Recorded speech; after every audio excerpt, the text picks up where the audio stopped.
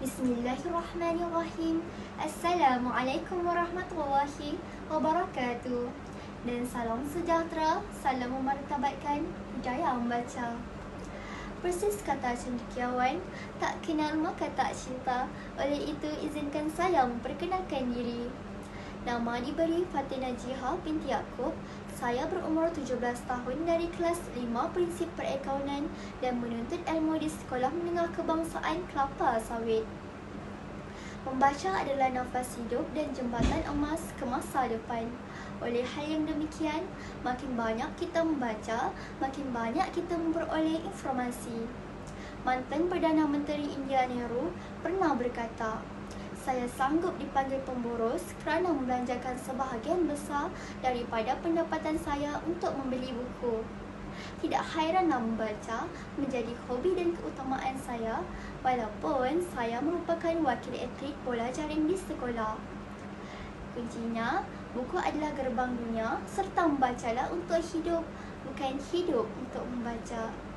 Sabda Rasulullah SAW, akhlak yang buruk merosakkan amal seperti cuka merosakkan madu. Budaya malas membaca adalah kekuatan yang melemahkan bangsa dan negeri dari segala aspek ekonomi, sosial dan budaya. Baik, 5 bahan bacaan yang menjadi kegemaran saya ialah: pertama, Khalifah Kebanggaan Islam, hasil karya Sheikh Khalid Muhammad. Kedua, Nota Hati Seorang Lelaki, hasil karya Bahrul Muhammad. Ketiga, buku yang berjudul Hidup Yang Aku Pilih, hasil karya Muharrika. Keempat, ialah Alpa, hasil karya Rosli Said. Dan kelima, iaitu buku yang saya akan kongsikan kepada anda semua. Buku yang akan saya resensi adalah buku yang bertajuk Bicaralah Yang Baik ataupun Diam. Buku ini telah dikarang sebaik-baiknya oleh Iqra Al-Firdaus. Buku Iqra Al-Firdaus ini disusun secara khusus dengan Rasam Osmani untuk mempermudah anak-anak maupun kaum muslimin belajar membaca ayat-ayat Allah dan mengetahui cara berbicara, iaitu cara Nabi Muhammad SAW. Iqra Al-Firdaus merupakan pengarang Malaysia yang sangat produktif.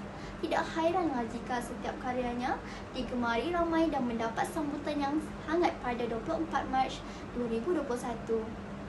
Sudah tentu buku ini menceritakan sepenuhnya tentang Nabi kesayangan kita, iaitu Nabi Muhammad SAW. Ia mempunyai 126 muka surat yang mengandungi ungkapan yang sangat mendalam. Secara asasnya, buku ini adalah tentang bagaimana untuk bercakap dengan lebih baik. Mungkin kedengaran biasa atau remeh, kerana bercakap dilakukan oleh kita setiap hari. Tapi, adakah ucapan kita itu mengeluarkan perkataan yang baik? Kerana lidah kita boleh menjadi orang yang dihormati dan boleh juga sebaliknya. 2 bab yang disajikan dalam buku ini adalah membentuk pribadi yang baik melalui ucapan. Ingin menjadi pembicara yang baik, tirulah gaya Nabi Muhammad SAW berbicara. Mungkin kita fikir cara percakapan kita telah sebati dengan diri dan ia adalah personaliti yang sukar diubah. Namun, masih ada rang waktu dan peluang untuk diperbaiki. Pembicara yang baik adalah yang berbicara dengan nada yang sederhana dan mudah difahami. Ibnu Qayyim Al-Zawjiyah pernah berkata, gunakan mata dan telinga untuk melihat serta mendengar terlebih dahulu sebelum berkata-kata. Buku ini juga menceritakan bahawa kita juga hendaklah berbicara sekadar yang perlu, kerana apabila banyak bercakap, khawatir sekiranya diibaratkan seperti tin yang kosong, nyaring bunyinya. Kata-kata ini bermaksud orang yang banyak bicaranya namun tidak memberi manfaat kepada pendengarnya. Gunakan amanah Allah Subhanahu Wa Taala ini dengan sempurna. Pengajaran dalam buku ini yang dapat saya simpulkan ialah bercakap terlalu laju dan perlahan serta bercakap terlalu banyak tanpa isi yang tepat tidak membuatkan kita nampak lebih bijak. Seterusnya, jika ditelusuri dengan lebih mendalam, kita perlu lihat dan mendengar sebelum berkata-kata. Kerana setiap apa yang kita ucapkan dan lakukan menjadi isi dalam catatan amal. Kecil-kecil cili padi. Buku ini sangat penting dan padat serta menawarkan pelbagai jenis tip. Salamatul insan fi hifzil lisan. Selamatnya manusia itu tergantung lisannya. Artinya apa? Ketika kita berkata-kata, haruslah kita pilih-pilih. Jagalah apa yang keluar dari lisan kita. Mengapa? Kerana sesuatu yang sudah terucap di lisan tidak akan bisa diambil lagi atau ditarik lagi.